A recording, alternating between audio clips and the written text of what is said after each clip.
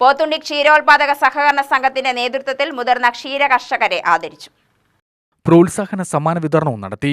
മലബാർ മേഖലയിൽ തന്നെ ആദ്യമായാണ് പ്രോത്സാഹന സമ്മാന വിതരണം നടത്തുന്നതെന്നും തുടർന്ന് എല്ലാ മാസവും ഇത് തുടരുമെന്നും സംഘാടകർ അറിയിച്ചു. ടാർക്കോസ് ഡയറക്ടർ കെ പ്രേമൻ ഉദ്ഘാടനം ചെയ്തു. സഹകരണ സംഘം മെമ്പർമാരെ, സഹകാരികളെ ആദരിക്കാനും അനുമോദിക്കാനും അതോടൊപ്പം തന്നെ ഒരു പ്രോത്സാഹന സമ്മാനം നൽകാനും തീരുമാനിച്ചിരിക്കുകയാണ്. മലബാർ മേഖല എന്ന് പറഞ്ഞാൽ മിൽമയുടെ കീഴിൽ വരുന്ന 2-3 ജില്ലകൾ വരൂലേ?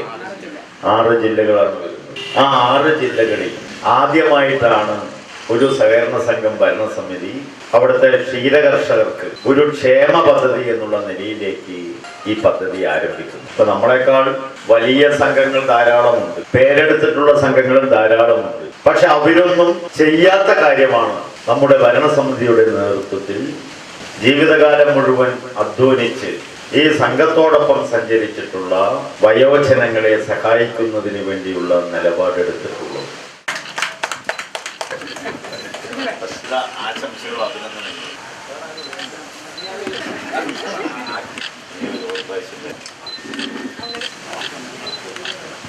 സംഘം ഡയറക്ടർ കെ ചന്ദ്രൻ അധ്യക്ഷനായി. സംഘം president D Manikandan, K Narayanan, Rathika Ramachandran എന്നിവർ പ്രസംഗിച്ചു.